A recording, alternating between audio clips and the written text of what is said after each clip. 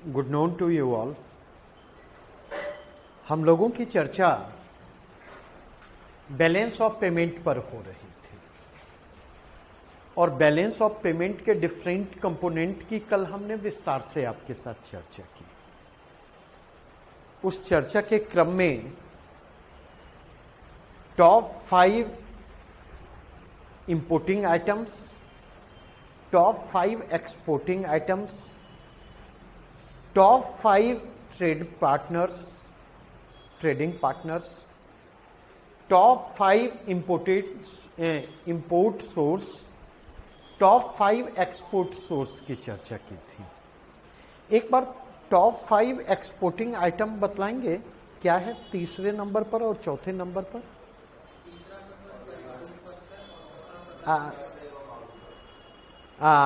रत्न और आभूषण को तीसरे पर कर दें और परिवहन उपस्कर को चौथे पर कर दें, क्योंकि रत्न और आभूषण का जो कुल निर्यात में अनुपात है अप्रैल से सितंबर 2020 के दौरान वो 6.9% है और परिवहन उपस्कर का जो कुल निर्यात में शेयर है वो 6.1% है।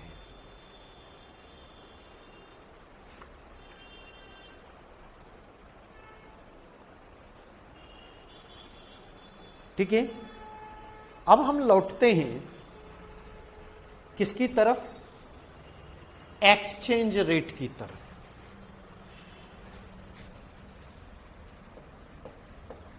विनिमय दर।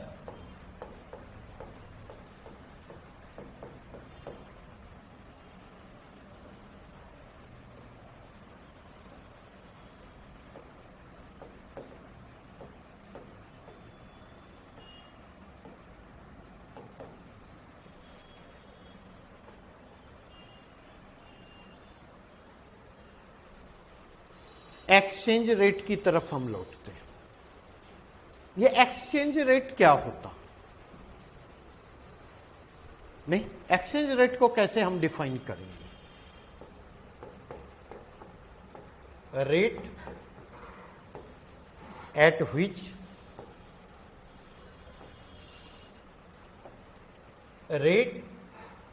which foreign currency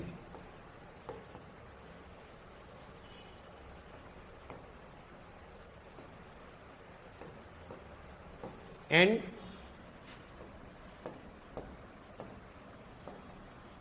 national currency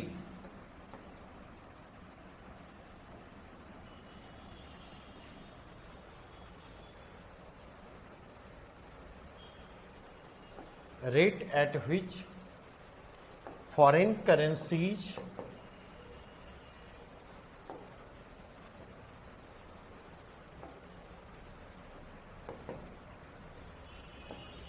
are converted into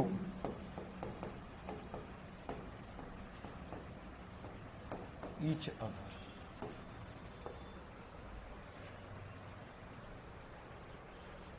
जिस दर पर विदेशी मुद्रा को घरेलू मुद्रा में और घरेलू मुद्रा को विदेशी मुद्रा में कन्वर्ट किया जाता है उसको क्या कहते हैं? एक्सचेंज रेट कहते हैं, उसको विनिमय दर कहते हैं। नहीं, अगर इसके कंटेक्स्ट में देखें तो विनिमय दर निर्धारण की 2 प्रकार की व्यवस्था है। ये जो विनिमय दर का निर्धारण है 2 तरीके से।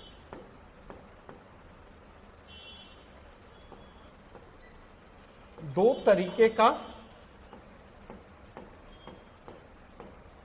तरीके की विनिमय दर या 2 प्रकार का विनिमय दर। विनिमय दर के ये दोनों प्रकार क्या हैं? 2 टाइप्स ऑफ एक्सचेंज रेट क्या है? तो एक है नियर और दूसरा ए rear.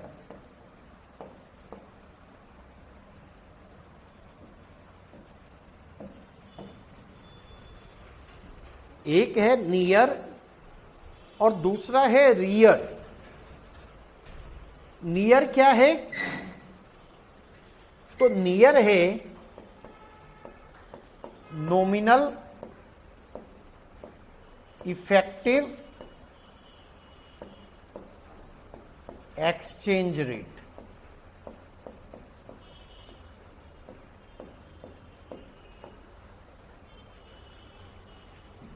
Nominal effective exchange rate और रियल है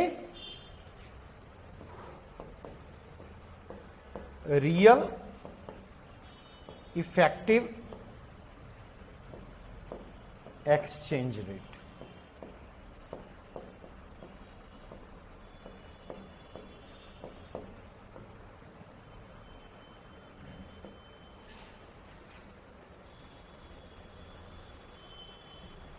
नॉमिनल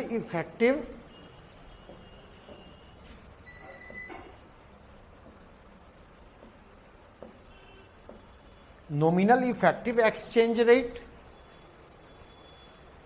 और दूसरा real effective exchange rate. Nominal effective exchange rate क्या है? नॉमिनल इफेक्टिव एक्सचेंज रेट क्या है? तो यह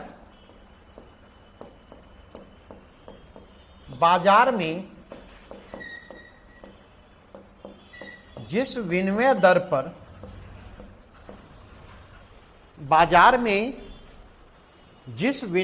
पर नहीं, घरेलू मुद्रा को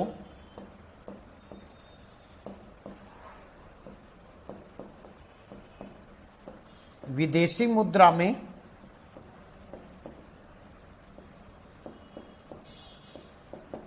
बदला जाता है।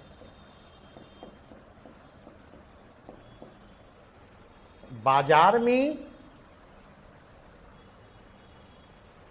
जिस एक्सचेंज रेट पर घरेलू मुद्रा को विदेशी मुद्रा में और विदेशी मुद्रा को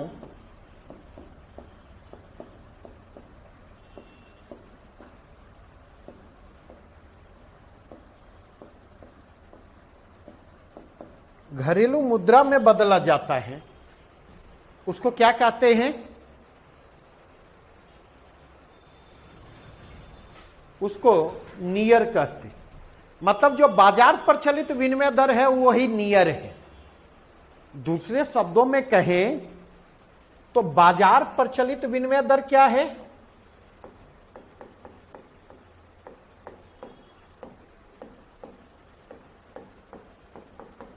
यही नियर है। और रियर क्या है? रियर क्या है? तो बाजार प्रचलित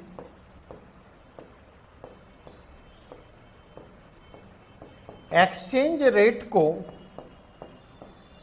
मुद्रास्फीति के साथ समायोजित करने पर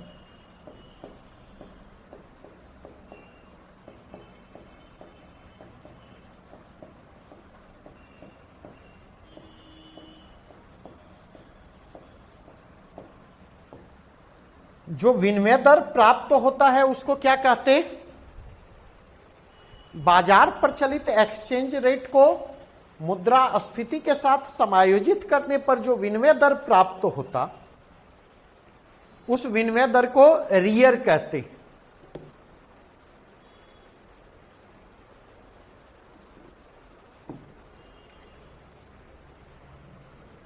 इतनी बातें स्पष्ट हुई या नहीं?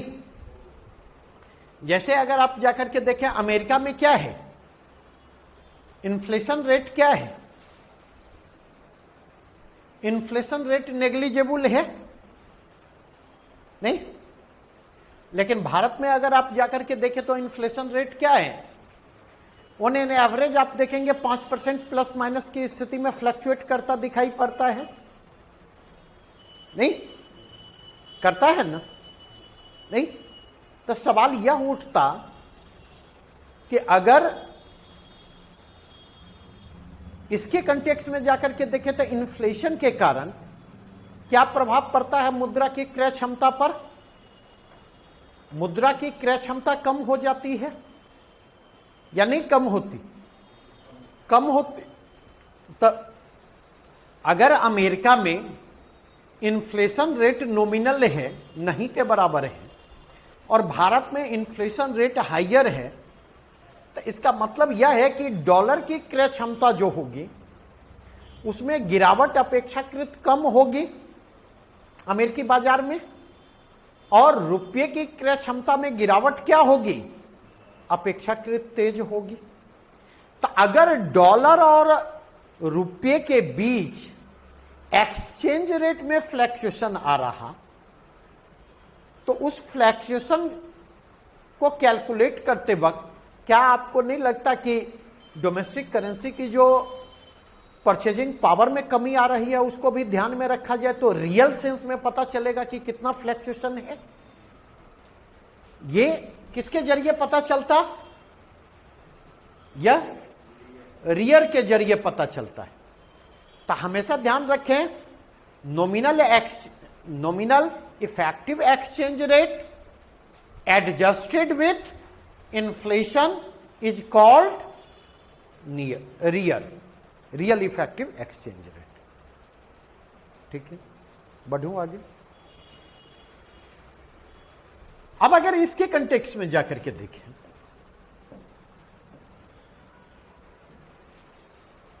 तो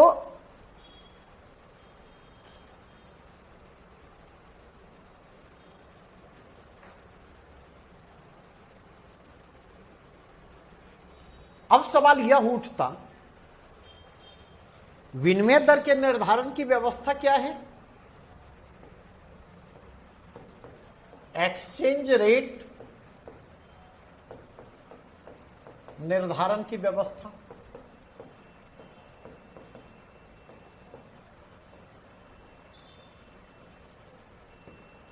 तो एक्सचेंज रेट का निर्धारण अगर आप जाकर के देखें तो 3 तरीके से होता है।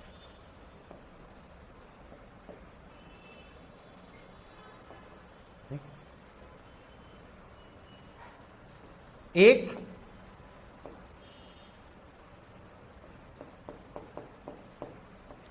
फिक्स एक्सचेंज रेट सिस्टम, मतलब स्थिर विनिमय दर व्यवस्था।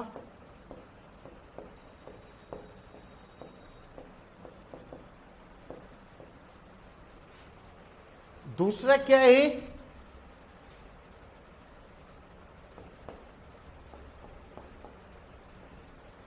Floating exchange rate system.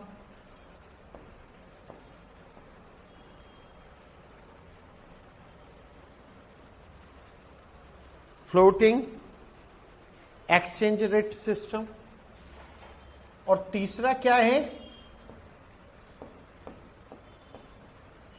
Managed floating exchange rate system.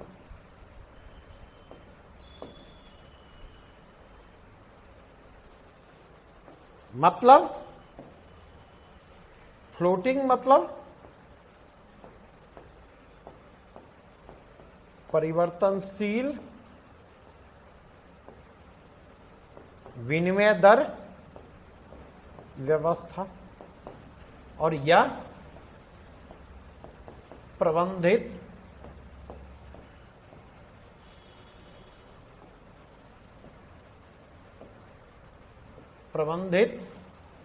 विनिमय दर व्यवस्था।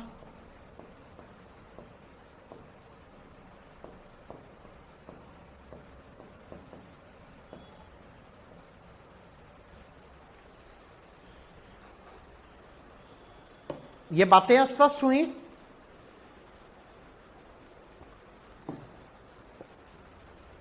नहीं? फिक्स विनिमय दर व्यवस्था में क्या होता? एक्सचेंज रेट का निर्धारण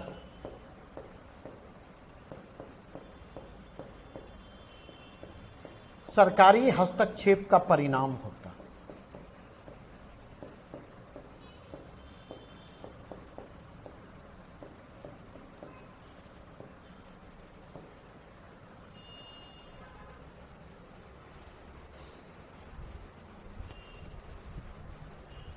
नहीं, अर्थात विनिमय दर के निर्धारण में किसकी भूमिका अहम होती है? सरकार की भूमिका अहम होती है, सरकारी तंत्र की भूमिका अहम होती है। नहीं, अगर 1991 के पहले अगर हम देखें तो 1991 के पहले यही व्यवस्था भारत में काम कर रही थी। 1991 के पहले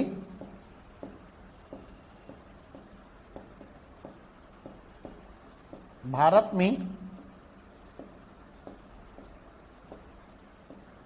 प्रचलित व्यवस्था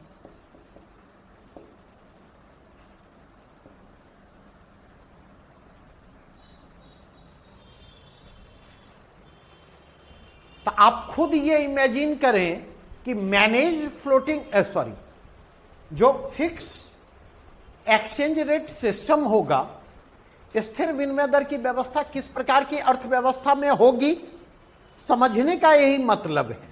चीजों को हम कोरिलेट करें तो किस प्रकार की व्यवस्था में सरकारी हस्तक्षेप होगा? नहीं, तो अगर हम इसके कंटेक्स्ट में बात करें तो जो बंद अर्थव्यवस्थाएं होंगी,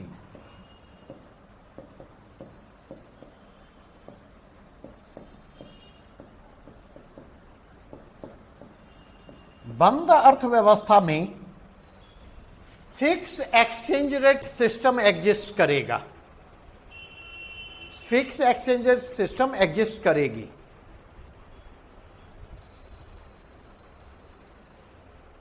नहीं, क्योंकि अक्सर जो बंद अर्थव्यवस्थाएं होती हैं वो क्या होती हैं?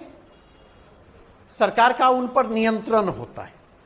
नहीं, फ्लोटिंग एक्सचेंज रेट सिस्टम क्या है? विदेशी मुद्रा की मांग एवं आपूर्ति के आलोक में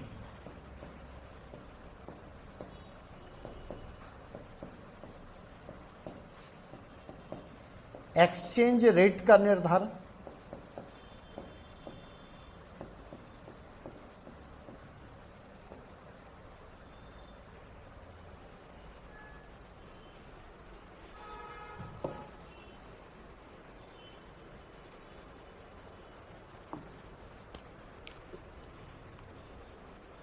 विदेशी मुद्रा की मांग एवं आपूर्ति के आलोक में एक्सचेंज रेट का निर्धारण। नहीं, और अगर इसके कंटेक्स्ट में आप जाकर के देखेंगे तो एक तरह से कहें फ्लोटिंग एक्सचेंज रेट सिस्टम में किसकी महत्वपूर्ण भूमिका होती है? एक्सचेंज रेट निर्धारण में बाजार कारकों की भूमिका फ्लोटिंग एक्सचेंज रेट सिस्टम में क्या होती है? बाजार कारक का मतलब सीधा मतलब है बाजार कारक जहां भी हो, डिमांड एंड सप्लाई फैक्टर। नहीं, तो अगर हम देखें 1991 के पहले यह व्यवस्था थी तो क्या यह कह सकते कि 1991 के बाद यह व्यवस्था है? नहीं, ऐसा नहीं कह सकते। क्यों नहीं कह सकते? तो अभी मैं चर्चा करता हूं।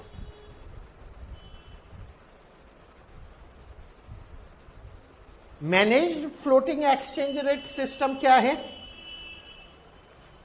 तो managed floating exchange rate system जो है, तो इसमें आप देखेंगे ये ना तो फिक्स रहे ना ही फ्लोटिंग है।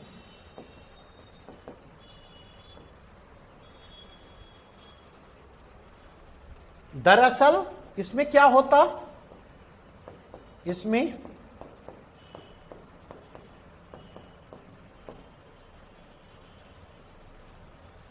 इसमें विनिमय दर का प्रबंधन किसके द्वारा किया जाता?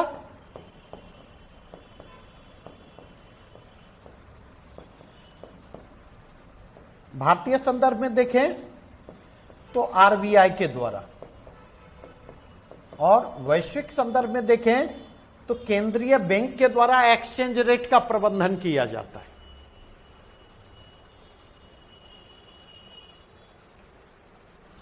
नहीं, यहां पर अगर आप देखें तो प्रत्यक्ष हस्तक्षेप नहीं होता,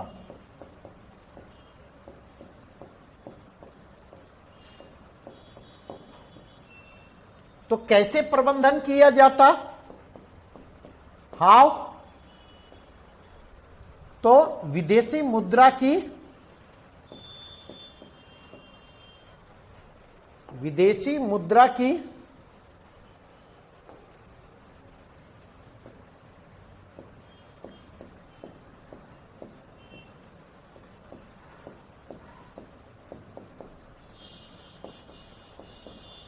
खरीद बिक्री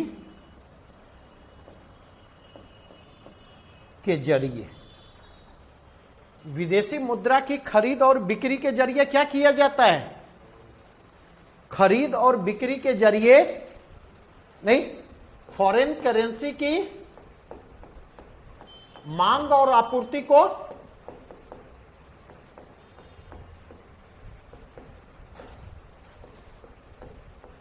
प्रभावित किया जाता है।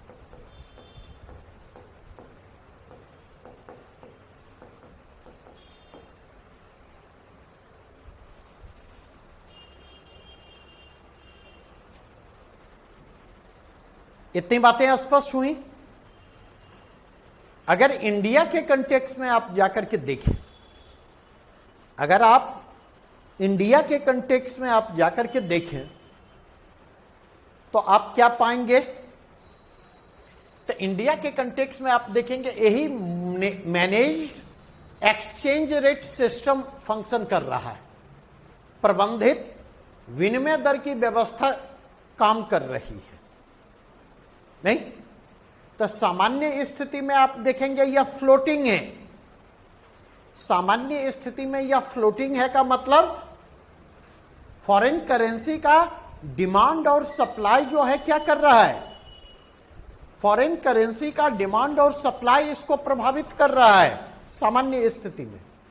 लेकिन विशेष स्थिति में अगर ज्यादा उतार चढ़ाव आता है तो आरबीआई क्या करती है? डॉलर की खरीद बिक्री के जरिए, मतलब विदेशी मुद्रा की खरीद बिक्री के जरिए एक्सचेंज रेट को क्या करती है? मैनेज करने की कोशिश करती है, उसके ज्यादा उतार चढ़ाव को चेक करने की कोशिश करती है। कोई डाउट नहीं? पक्का आगे बढ़ूं? तो गैप देती हो ना? गैप देती हो ना? हाँ, बीच बीच में क्लास से गायब रहती हो ना? अरे तो कल ही तो, मैं परसों की तो बात नहीं कर रहा हूं। अब मैंने ये कहा कि आराम कर रही थी। नहीं, काम भी होता है तो काम में भी तो प्राथमिकता होती है ना। एक चीज ध्यान रखना, कितना भी कुछ रही, इकोनॉमी में चीजें एक दूसरे से इतनी ज्यादा कनेक्टेड होती हैं ना कि मिस करने का मतलब है मिस करना, उसको मैनेज करना मुश्किल होता। इसलिए एक चीज जो मैं सजेस्ट करूंगा कि अगर कभी मिस करने वाली स्थिति पैदा होती है तो उस स्थिति में कम से कम ऑनलाइन जरूर ज्वाइन कर लें। वो विकल्प तो है ना, नहीं कंप्लीट मिस करने की बजाय। बढ़ूं यहां से आगे, समझने में कोई दिक्कत? तब उम्मीद करता हूं आज का पेपर पढ़ा होगा। क्या क्या पढ़ा? बढ़ा दें दोनों पेपर? क्यों? ऑफिस से इंडियन एक्सप्रेस ले आइए। ले आइए ऑफिस में। अच्छा, हाँ ले आइए।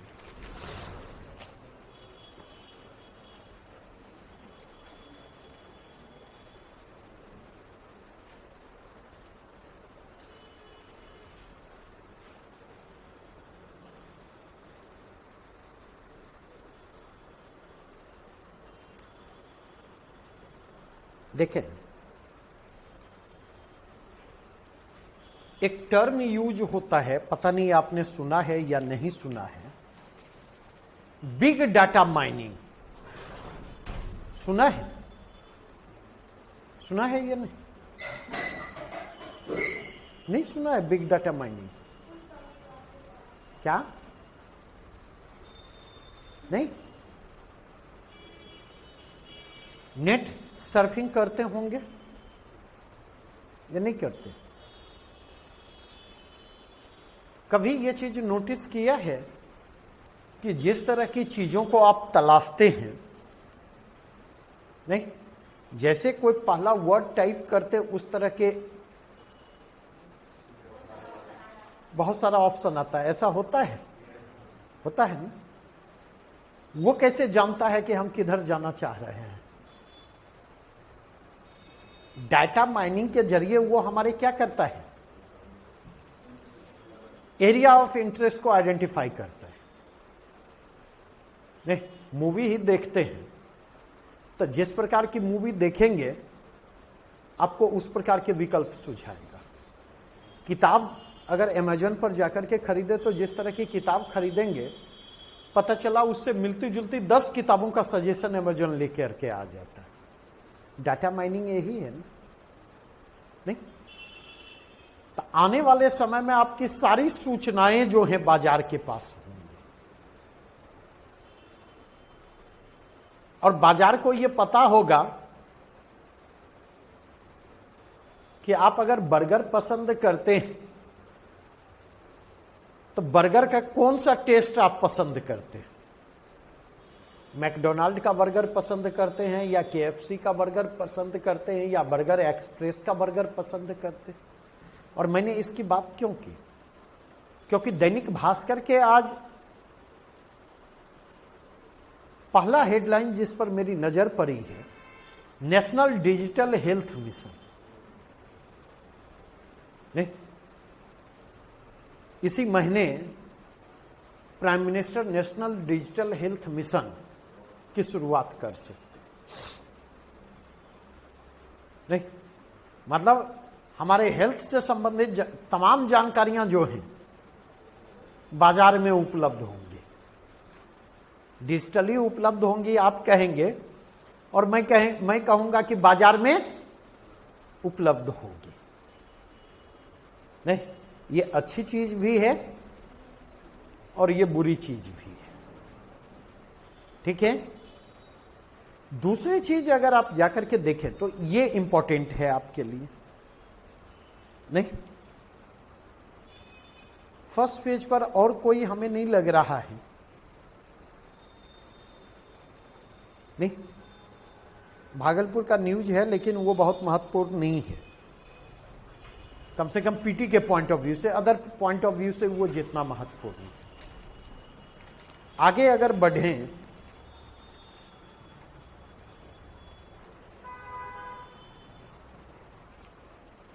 बिहार मदरसा बोर्ड बना देश के लिए रोल मॉडल। नहीं, ये इंफॉर्मेशन हमारे लिए इंपॉर्टेंट हो जाता है। नहीं,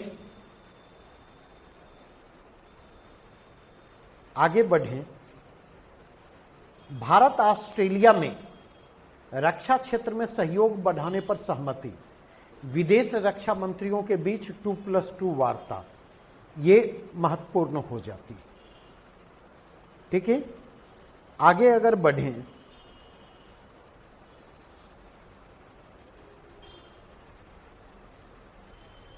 अब जैसे आप देखें जुलाई में औद्योगिक उत्पादन 11.5% बढ़ा। डिस्कस कर चुका हूं क्यों बढ़ा, जाकर के आप देख लीजिएगा। नेक्स्ट,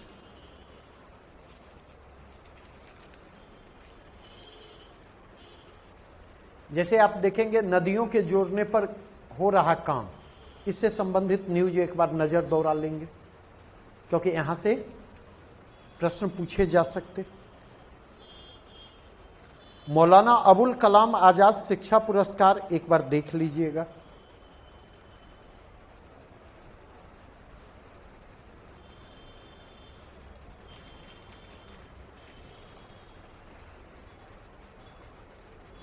आगे बढ़ें।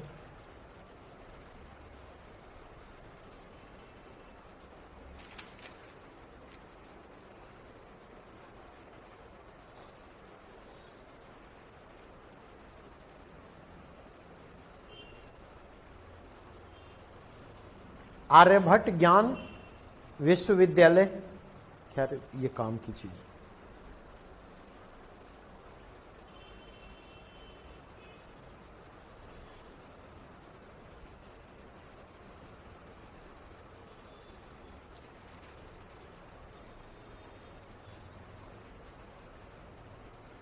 कृषि उत्पादन में जोखिम की कीमत भी लगाई जाए, एक बार देख लीजिएगा। नहीं,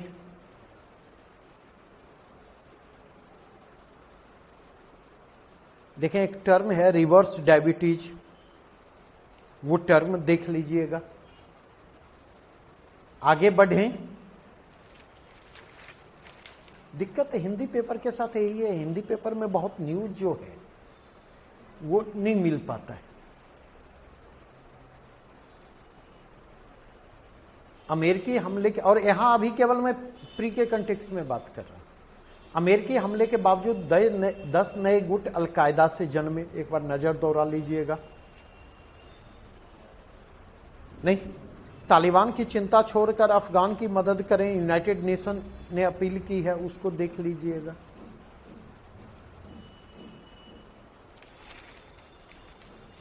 बात करता कुछ है ही नहीं रहेगा तो मैं कहां से सजेस्ट करूंगा। नहीं, अब जैसे आईआईपी डाटा को इंडियन एक्सप्रेस ने हेडलाइन बनाया है, देख लीजिएगा।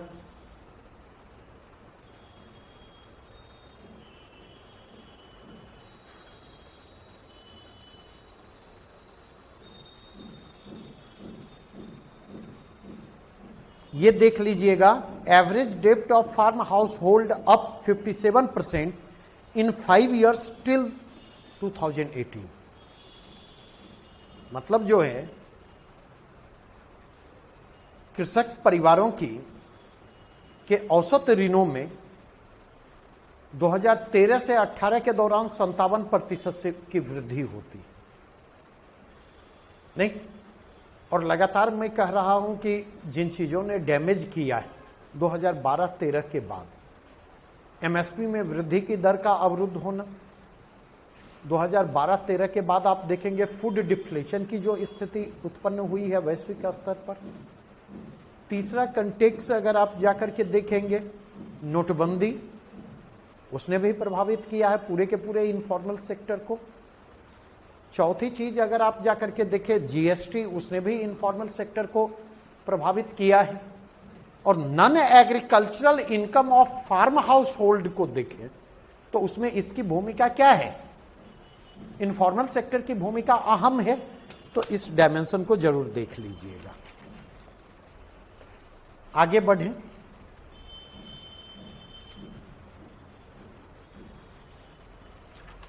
काम की चीज नहीं है।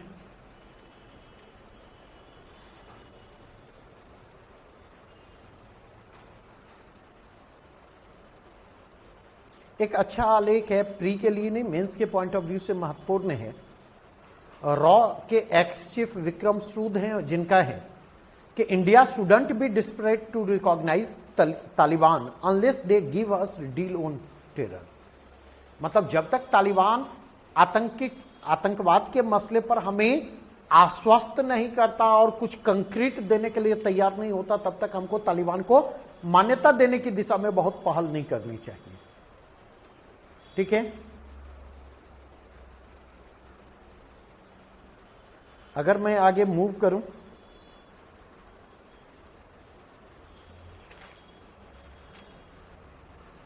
द इन्फ्लेशन रिस्क, नहीं, इन्फ्लेशन रिस्क, इन्फ्लेशन में डिस्कस कर चुका हूं, एक बार इसको देख लें। इसमें मॉनेटरी पॉलिसी कमेटी की चर्चा है, तो एक बार इसको सर्च करें कि मॉनेटरी पॉलिसी कमेटी क्या है, उसका काम क्या है, उसका स्ट्रक्चर क्या है। इसको नोट डाउन कर लें। मॉनेटरी पॉलिसी कमेटी क्या है, मॉनेटरी पॉलिसी कमेटी का स्ट्रक्चर क्या है, मॉनेटरी पॉलिसी कमेटी कब गठित की गई, उसका फंक्शन क्या है।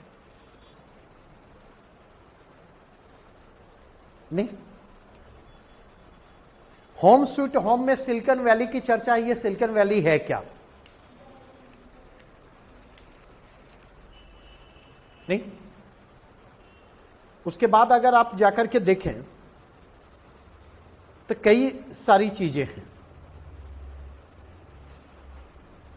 द मुस्लिम पॉलिटिकोफोबिया मीन्स के लिए 2 other towers that fell, the triumph of a nation state, the India advantage, America destroyed America. मुझे लगता है आज का सारा आलेख जो है पढ़ने वाला है, सारा आलेख पढ़ने वाला है इंडियन एक्सप्रेस का।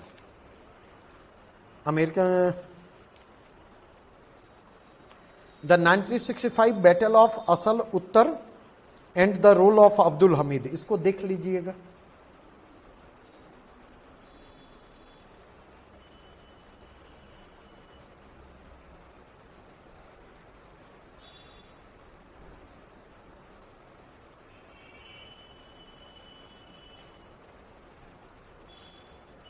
Lebanon forms new government first in over a year, इसको देख लीजिएगा, क्योंकि दुनिया में कहां सरकारें बदली हैं, इस तरह के प्रश्न भी पूछे जाते हैं। नए प्रधानमंत्री कौन बने, नए राष्ट्रपति कौन बने, किस दल की सरकार बनी।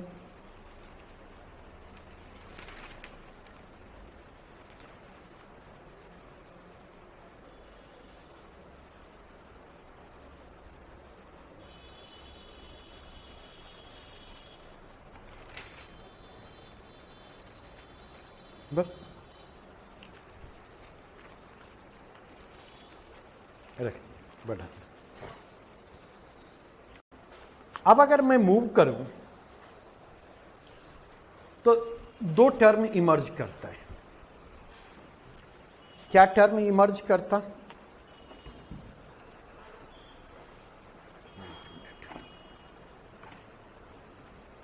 परिवर्तनीयता,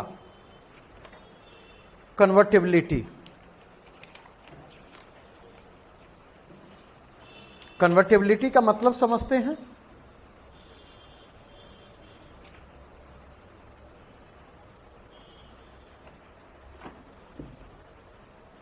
या नहीं?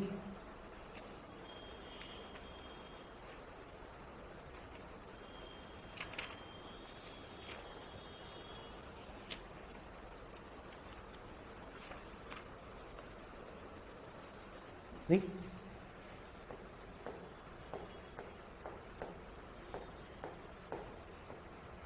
परिवर्तनीयता, कन्वर्टेबिलिटी।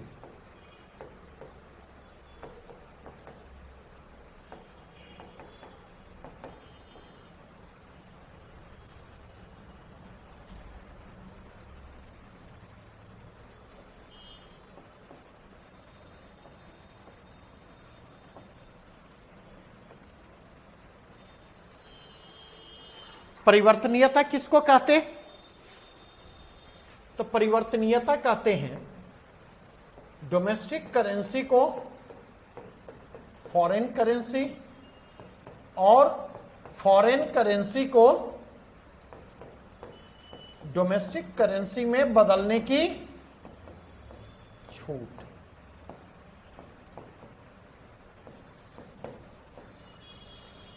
अगर कहीं पर विदेशी मुद्रा को घरेलू मुद्रा में और घरेलू मुद्रा को विदेशी मुद्रा में बदलने की छूट है, तो हम कहेंगे कि उस देश में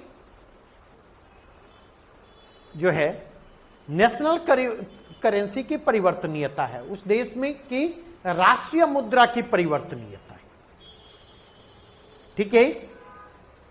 अब अगर इसके कंटेक्स्ट में जाकर के देखें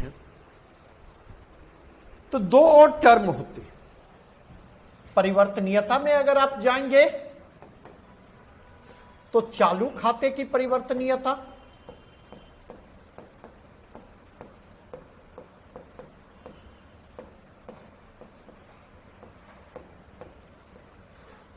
चालू खाते की परिवर्तनीयता, और दूसरा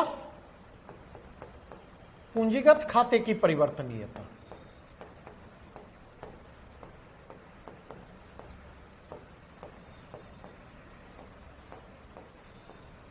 चालू खाते की परिवर्तनीयता और पूंजीगत खाते की परिवर्तनीयता।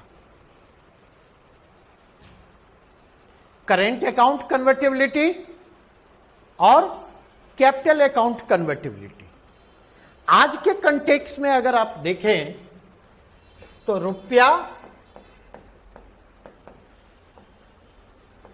चालू खाते के संदर्भ में क्या है? पूर्ण परिवर्तनीय है।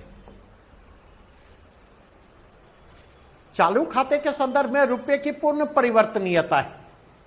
इसका मतलब समझ में आया? इसका मतलब यह हुआ कि करेंट अकाउंट के जो ट्रांजैक्शन होते हैं rest of the world economy के साथ, उस ट्रांजैक्शन के लिए जो हमें करेंसी की जरूरत होती, तो हम अपनी सुविधा के हिसाब से रुपये को विदेशी मुद्रा में, विदेशी मुद्रा को डॉलर में हम कन्वर्ट कर सकते हैं। उसमें किसी प्रकार की रोक टोक नहीं है। अर्थात करेंट अकाउंट के कंटेक्स्ट में देखें तो आसानी से हम रुपये को ले जा सकते हैं, ले आ सकते हैं, किसी प्रकार का रोक टोक नहीं। दूसरा जो कंटेक्स्ट होता वह दूसरा कंटेक्स्ट है पूंजीगत खाते की परिवर्तनीयता, कैपिटल अकाउंट कन्वर्टेबिलिटी। ये कैपिटल अकाउंट कन्वर्टेबिलिटी क्या है? नहीं, तो अगर हम देखें पूंजीगत खाते के संदर्भ में जो है आंशिक रूप से परिवर्तनीयता है। रुपया पार्शियली कन्वर्टिबल है।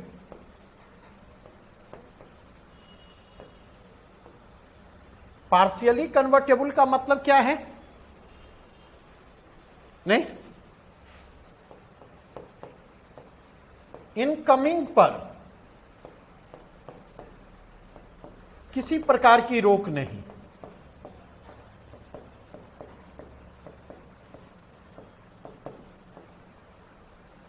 अगर विदेशी मुद्रा को हम विदेश से भारत लाना चाहते तो किसी प्रकार की रोक टोक नहीं, नहीं। लेकिन यहां से बाहर ले जाने पर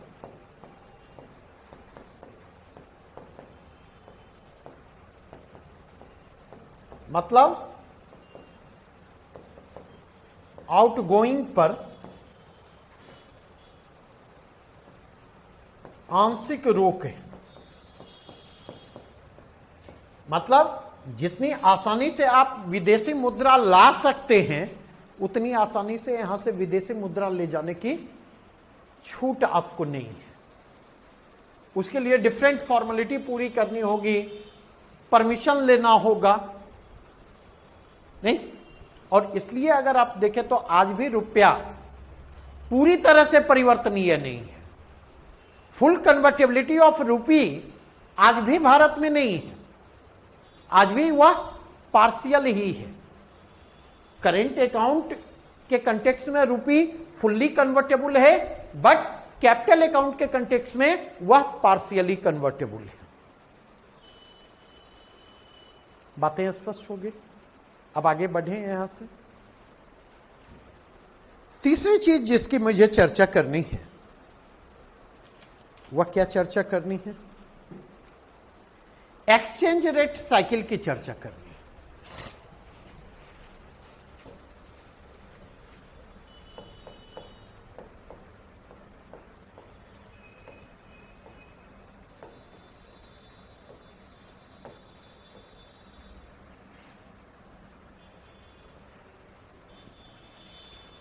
विनिमय दर चक्र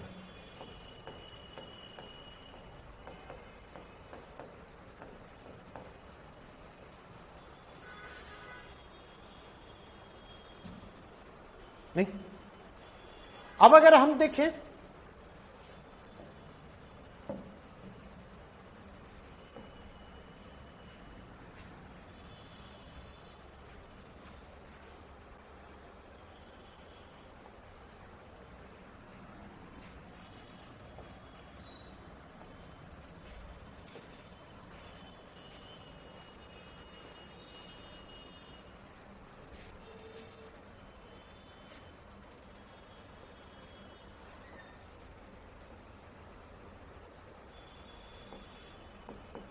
क्रम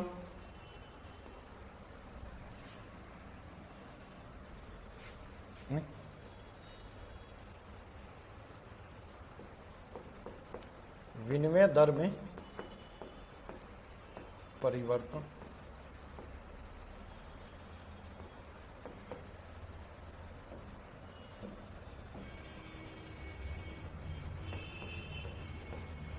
कारण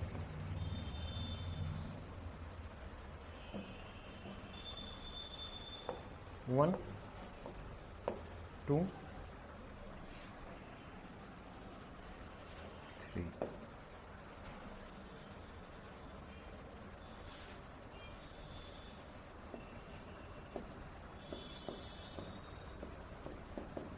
अर्थव्यवस्था की प्रकृति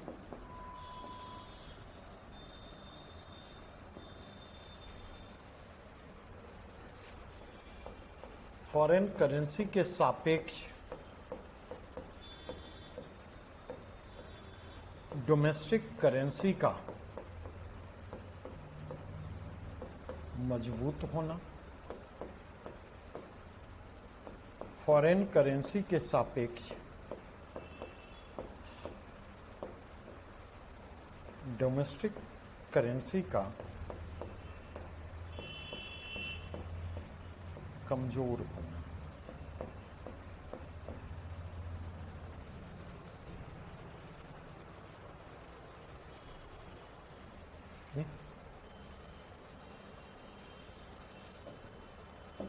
कारण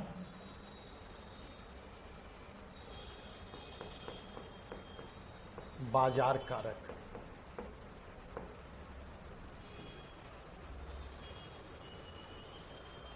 नहीं, सरकारी हस्तक्षेप,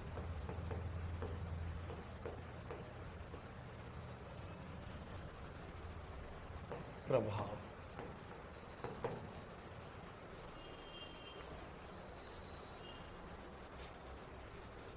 एप्रिसिएशन,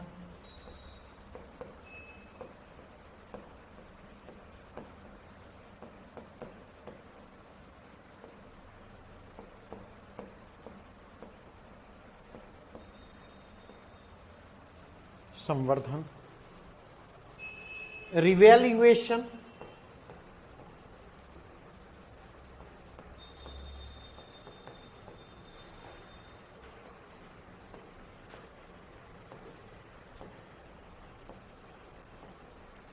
अधिमूल्य,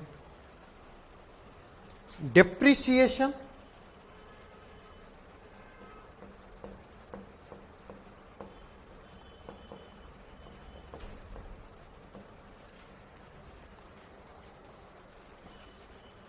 नहीं, मुद्राह्रास, डिवैल्यूएशन,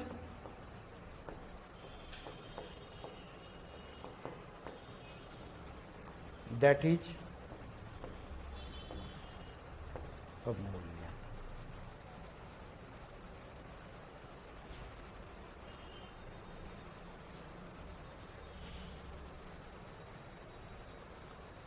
एप्रिसिएशन या रिवैल्यूएशन की स्थिति में क्या होगा?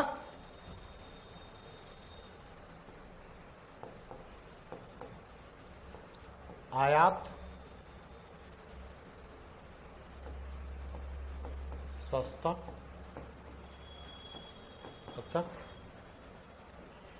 वृद्धि निर्यात क्या होगा? निर्यात अतः कमी। बैलेंस ऑफ ट्रेड पर प्रतिकूल असर। बैलेंस ऑफ पेमेंट पर, इन दोनों पर प्रतिकूल असर पड़ेगा। फॉरेक्स रिजर्व पर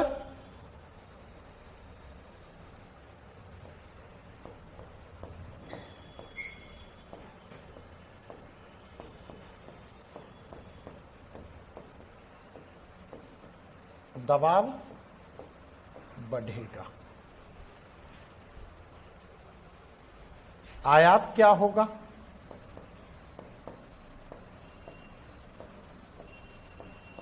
महंगा अतः कमी। निर्यात सस्ता अतः वृद्धि। Balance of payment, balance of trade, balance of payment, forex reserve पर अनुकूल प्रभाव।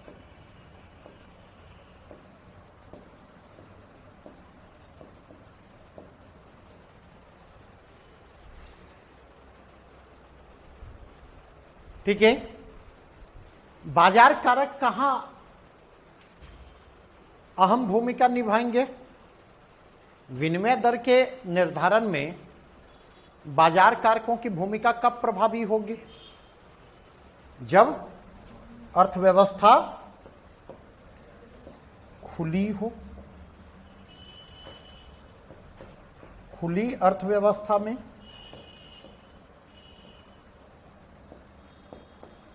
बाजारोन्मुख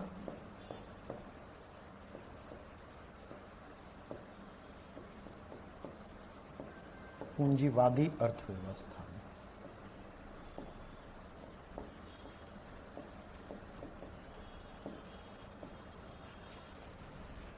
और सरकार का हस्तक्षेप किस प्रकार की अर्थव्यवस्था में अहम भूमिका निभाएगी?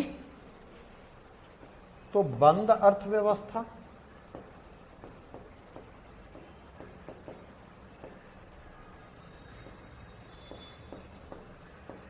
समाजवादी और मिश्रित अर्थव्यवस्था।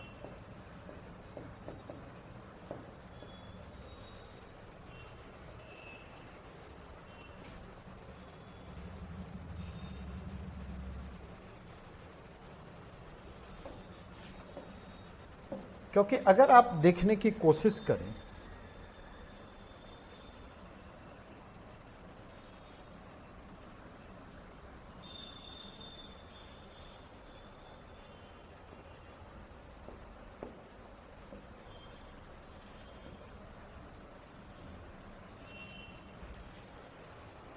अगर आप मूव करें, विनिमय दर निर्धारण की क्या व्यवस्था होगी?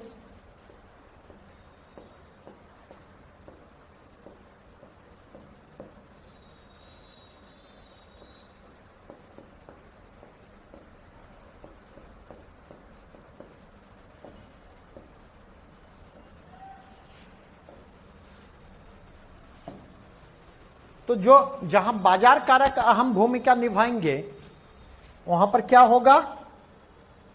किस प्रकार की विनिमय दर व्यवस्था? Floating exchange rate system.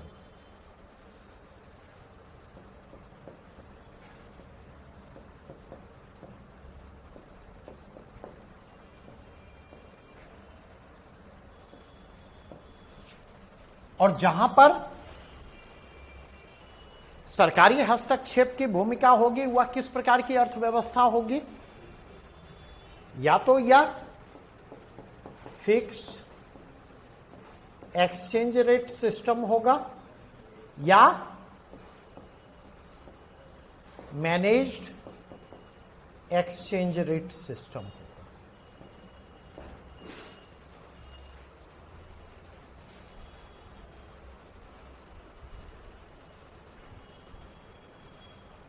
बातें स्पष्ट हुई? अब देखें तो ये चार्ट समझ में आया। इन्फ्लेशन का भी चार्ट कुछ इसी तरह हमने बनाया था ना। इन्फ्लेशन के चार्ट को देखें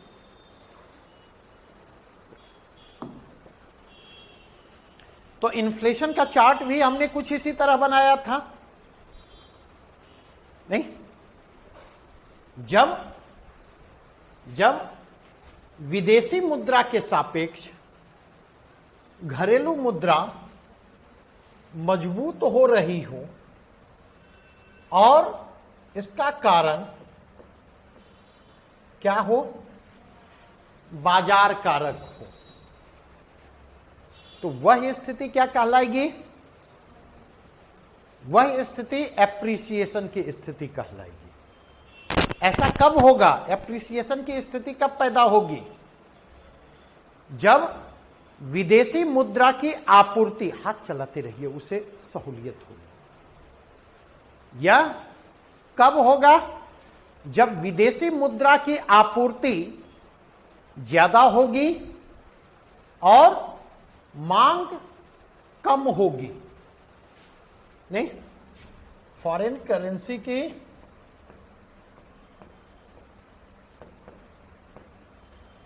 आपूर्ति ज्यादा, मांग कम, तो वह स्थिति क्या होगी? एप्रिसिएशन की स्थिति होगी। और अगर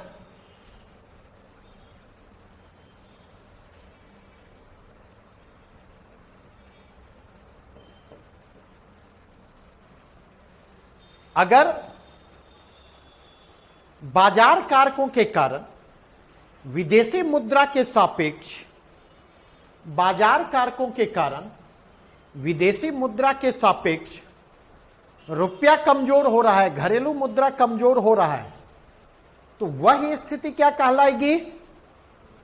वह स्थिति डेप्रिसिएशन की स्थिति कहलाएगी। इस स्थिति में क्या होगा? फॉरेन करेंसी की मांग ज्यादा, आपूर्ति क्या होगी?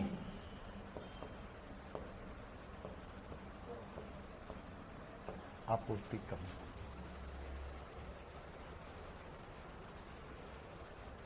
बातें स्पष्ट हुई? कोई डाउट? अब अगर आप आकर के देखें,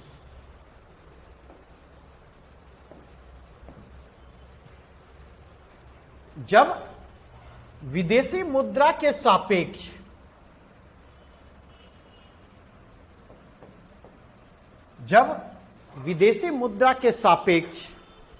घरेलू मुद्रा की स्थिति मजबूत होगी और यह मजबूती किसका परिणाम हो? सरकारी हस्तक्षेप का परिणाम हो, तो वह स्थिति क्या कहलाएगी? वह स्थिति रिवैल्यूएशन कहलाएगी, अधिमूल्यन की स्थिति कहलाएगी। नहीं, अगर इस स्थिति में जाकर के देखें, तो ऐसी स्थिति क्यों पैदा होती है? ऐसी स्थिति क्यों पैदा होती?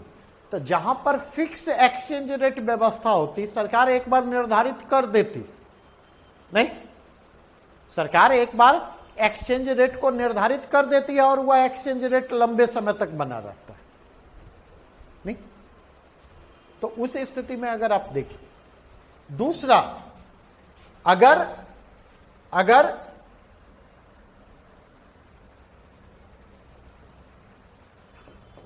विदेशी मुद्रा के सापेक्ष घरेलू मुद्रा की स्थिति कमजोर हो रही है और उसका कारण क्या है? उसका कारण सरकारी हस्तक्षेप है। तो वह स्थिति क्या कहलाती है? डिवैल्यूएशन की स्थिति कहलाती है, अवमूल्यन की स्थिति कहलाती है। नहीं तो अवमूल्यन किस प्रकार की अर्थव्यवस्था में संभव होगा? क्या वर्तमान में भारतीय अर्थव्यवस्था में ऐसा संभव है? डिवैल्यूएशन नहीं संभव है, क्योंकि हम फिक्स एक्सचेंज रेट सिस्टम से आगे बढ़ चुके हैं। मैनेज फ्लोटिंग की बात करते हैं। तो आज के कंटेक्स्ट में अगर आप देखें तो अवमूल्यन संभव नहीं है। अवमूल्यन सरकारी हस्तक्षेप का परिणाम। सरकार क्यों हस्तक्षेप करेगी? तो ऑब्वियसली सरकार के हस्तक्षेप का पर्पस होगा निर्यात को बढ़ावा देना।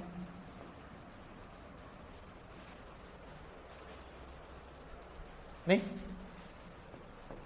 बैलेंस ऑफ ट्रेड और बैलेंस ऑफ पेमेंट के संकट से निपटना।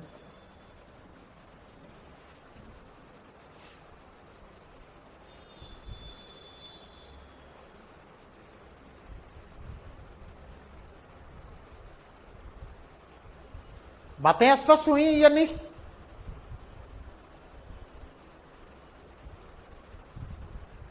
नहीं, अगर इस कंटेक्स्ट में देखें तो अब तक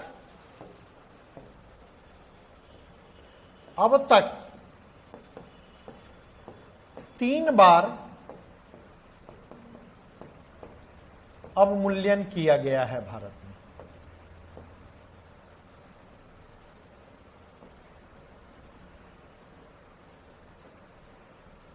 पहली बार 1949 में, दूसरी बार 1966 में अवमूल्यन किया गया था, और 1966 में जो अवमूल्यन किया गया था,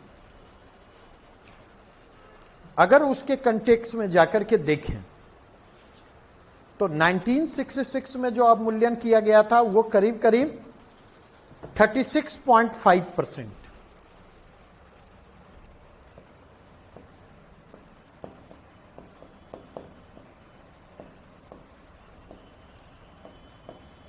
और तीसरी बार 1991 में 2 बार, 1 जुलाई और फिर 3 जुलाई।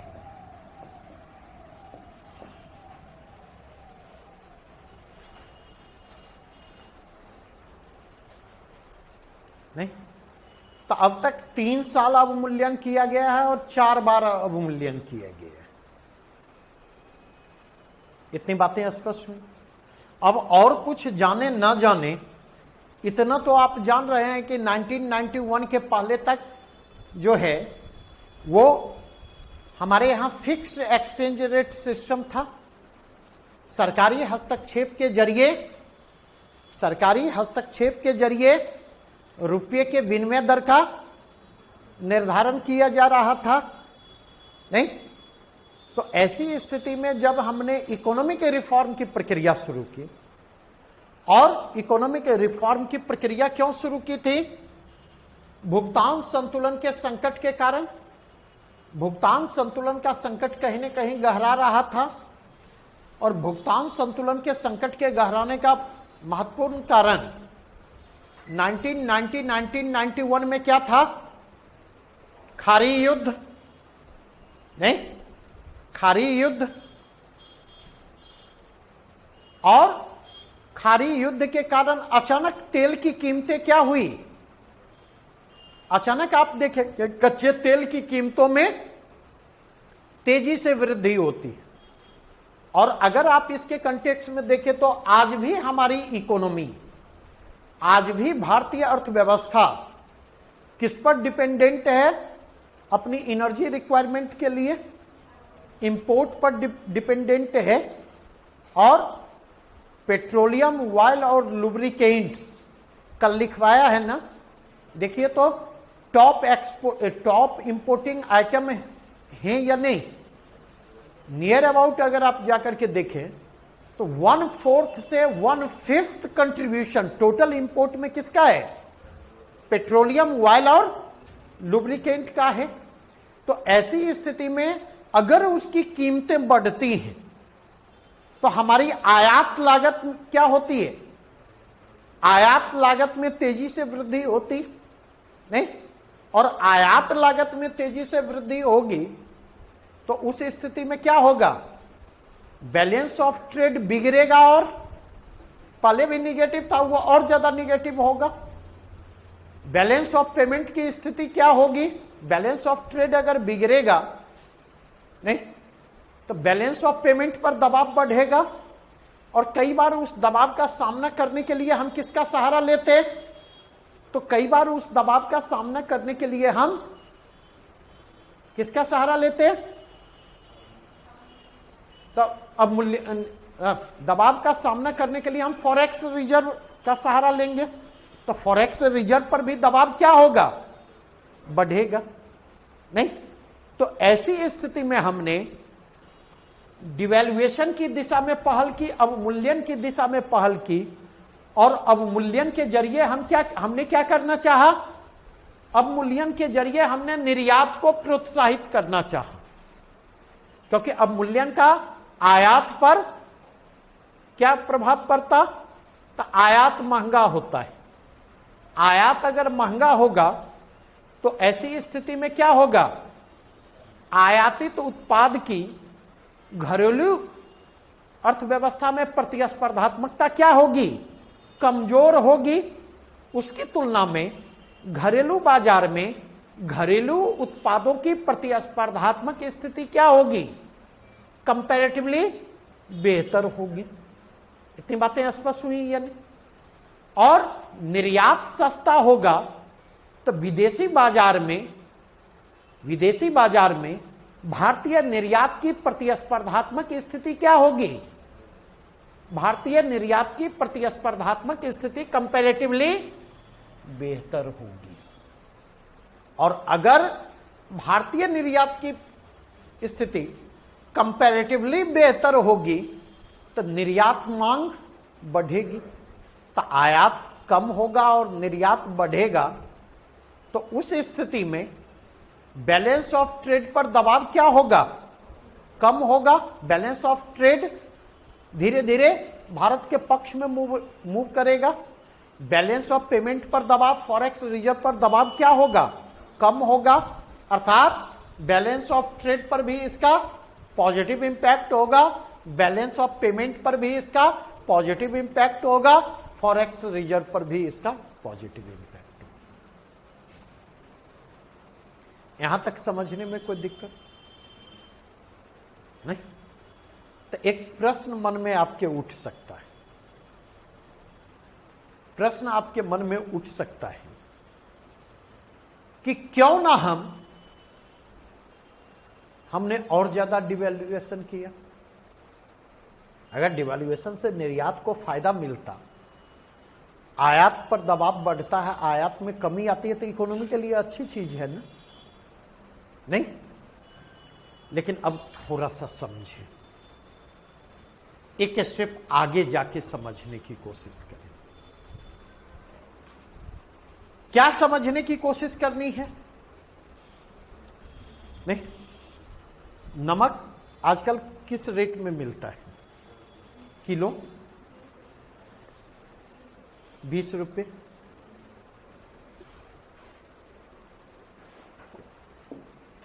हम लोग जब छोटे थे तो मतलब 4 आने किलो मुझे ध्यान है, ठीक है। नमक अगर 20 की जगह 200 रुपये किलो हो जाए तो क्या असर पड़ेगा उसकी मांग पर? ऐसा है क्या? ऐसा है क्या? मेरी बात समझिएगा। नहीं, नमक ऐसा है कि सस्ता होगा तो हम ज्यादा इस्तेमाल करेंगे, पानी में घोल घोल के पिएंगे। हाँ, वो चीनी के साथ हो सकता है, नमक के साथ हो सकता? नहीं हो सकता। मैंने नमक की चर्चा क्यों की? कुछ कारण होंगे तभी के। आपके इंपोर्टिंग आइटम में 1/4 POL है, पेट्रोलियम ऑयल लुब्रिकेंट्स है, जिसके लिए आप डिपेंडेंट हैं। उसके इंपोर्ट से कंप्रोमाइज कर सकते क्या? महंगा भी हो जाए तो? हाँ, और कितना कंप्रोमाइज करेंगे? बातें स्पष्ट हो रही हैं यानी। और अगर आप देखें तो पूरे के पूरे प्रोडक्शन से डिस्ट्रीब्यूशन तक के प्रोसेस में उसकी अहम भूमिका है या नहीं एनर्जी की? तो अगर डिवैल्यूएशन के कारण आयात महंगा होगा तो ऊर्जा लागत भी हमारी क्या होगी? ऊर्जा लागत भी बढ़ेगी। ऊर्जा लागत अगर बढ़ेगी तो उत्पादन लागत भी क्या होगी? बढ़ जाएगी। और उत्पादन लागत अगर बढ़ेगी तो डिवैल्यूएशन के कारण निर्यात को जो फायदा मिलता हुआ कुछ हद तक काउंटर बैलेंस होगा या नहीं? प्रतिसंतुलित होगा या नहीं? नहीं। तो केवल सिर्फ इस चीज को देखकर कि निर्यात सस्ता होगा हम आंख बंद करके डिवैल्यूएशन तो नहीं कर सकते। हमें तो यह देखना होगा कि ओवरऑल इकोनॉमी पर उसका क्या इंपैक्ट पड़ रहा है। ठीक उसी प्रकार देखें, दो चीजें आप अपने इसमें देखें, आयात और निर्यात के मध्य में कुछ सिमिलरिटी दिखाई पड़ती। कौन कौन कंपोनेंट दोनों जगह पर दिखाई पड़ते, आप गौर कीजिए। मेरे ख्याल से तीन कंपोनेंट आपको सिमिलर दिखाई पड़े। पीएल आयात में भी नंबर 1 है, निर्यात में भी नंबर 1 है। सोने चांदी दोनों जगह पर नंबर 1 है या नहीं? नहीं। अगेन अगर आप जाकर के देखें, मशीनी उपकरण दोनों जगहों पर हैं। क्या यह कुछ इशारा कर रहा है? क्या इसे कुछ संकेत मिल रहा? इसका मतलब यह है कि इन 3 मदों में हमारा निर्यात जो है वो आयात पर डिपेंडेंट है। रॉ मटेरियल हम आयात करते और उसको मैन्युफैक्चर करके हम क्या करते? री एक्सपोर्ट करते। तो अगर आयात महंगा होगा तो इन तीनों संदर्भों में लागत बढ़ेगी या नहीं? नहीं। और अगर लागत बढ़ेगी तो निर्यात पर उसका क्या इंपैक्ट पड़ेगा? अब बातें समझ में आई या नहीं? जो रिप्लेसेबल आइटम है वही ना रिप्लेस आप कीजिएगा। जो रिप्लेसेबल आइटम नहीं है, जिसको रिप्लेस नहीं किया जा सकता, उसको आप कैसे रिप्लेस कीजिएगा?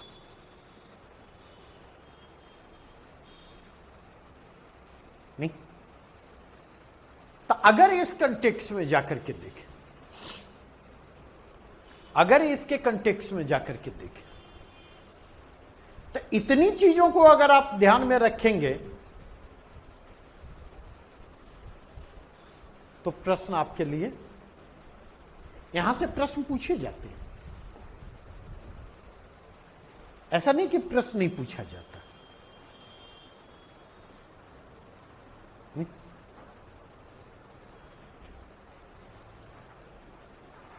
प्रश्न वहां पर पूछे जाते हैं, यहां से प्रश्न पूछे जाते हैं। कोई दिक्कत यहां तक में?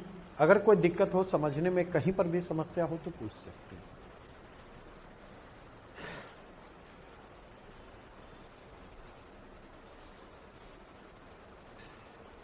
केवल एक चीज आप ध्यान रखें, सारी चीजें अवमूल्यन से निर्यात को फायदा होता है। तो अवमूल्यन का जो अपोजिट फिनोमिनन होगा उससे निर्यात को ऑटोमेटिकली क्या होगा? नुकसान होगा। अवमूल्यन से अगर निर्यात को फायदा होता तो आयात को क्या होगा? नुकसान होगा। नहीं। डिवैल्यूएशन रिवैल्यूएशन से अगर निर्यात को घाटा होगा तो आयात को क्या होगा, फायदा होगा। अब इससे लिंक करके उसके बाद सारी चीजें एक दूसरे से जुड़ी हुई है। आराम से लिंकअप करते हुए आप यहां से आगे बढ़ सकते। कोई दिक्कत है यहां से? तो क्या मैं अब उम्मीद करूं कि जो बैलेंस ऑफ पेमेंट अकाउंट है, बैलेंस ऑफ पेमेंट अकाउंट को लेकर के जितनी चीजें परसों से आज तक हमने डिस्कस की, उतनी चीजें समझ में आ गई। हाँ, और उतनी चीजें समझ में आ गई तो मोटा मोटी जो है, कल के डेट में आपको पता चलता है रुपया धड़ाम से गिरा।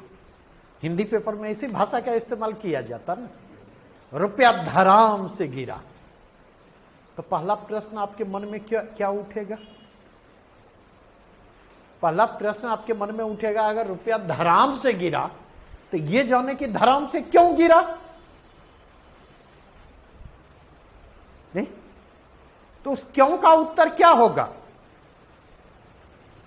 एक उत्तर हो सकता है करेंट अकाउंट के कारण, दूसरा उत्तर हो सकता है कैपिटल अकाउंट के कारण। एक उत्तर हो सकता करेंट अकाउंट के कारण, दूसरा कैपिटल अकाउंट के कारण। करेंट अकाउंट के कारण देखेंगे तो अगर आयात निर्यात में धड़ाम से कब गिरेगा? जब आयात अचानक तेजी से बढ़ेगा। आयात अचानक तेजी से शूट अप करेगा तो उस स्थिति में डॉलर की मांग क्या होगी?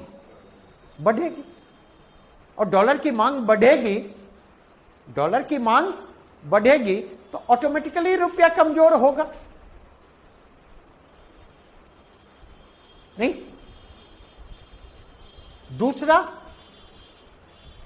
दूसरा रीजन हो सकता कि इनविजिबल के मद में अचानक गिरावट आई है।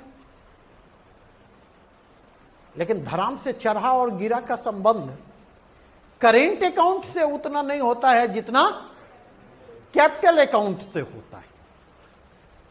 नहीं, और कैपिटल अकाउंट में भी कहां, अगर मुझसे पूछे तो दो महत्वपूर्ण मद हैं, एक एफडीआई और दूसरा एफपीआई। पहला एफडीआई विदेशी प्रत्यक्ष निवेश और दूसरा विदेशी पोर्टफोलियो निवेश। अगर आप उन दोनों में जाकर के देखें तो उन दोनों में आप क्या देखेंगे? तो उन दोनों में आप देखेंगे कि विदेशी प्रत्यक्ष निवेश एफडीआई जो है उसमें थोड़ी सी स्थिरता होती नहीं, वो अचानक बहुत तेज और अचानक तुरंत भागने वाली प्रवृत्ति नहीं होती। कहां पर वो होती है? पोर्टफोलियो निवेश में, विदेशी फॉरेन पोर्टफोलियो इन्वेस्टमेंट में। नहीं, क्योंकि वो वोलाटाइल नेचर का होता है। वोलाटाइल नेचर का क्यों होता? नहीं तो इमीडिएट प्रॉफिट पर उसकी नजर होती है और इसीलिए उसको क्या कहा जाता?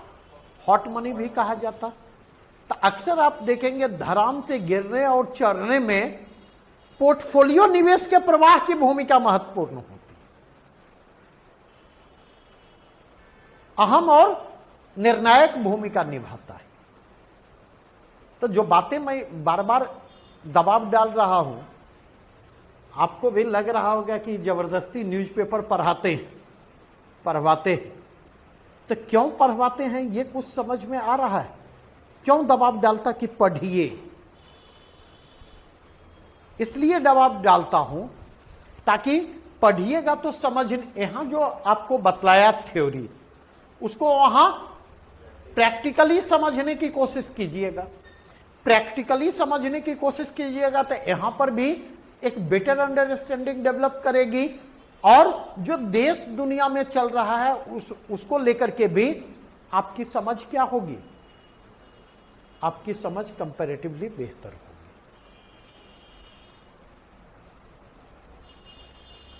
क्लियर? यहां तक में कोई प्रश्न है तो आज यहीं पर छोड़ूंगा। मनी एंड बैंकिंग मंडे को स्टार्ट करूंगा। मुद्रा और बैंकिंग। ठीक है।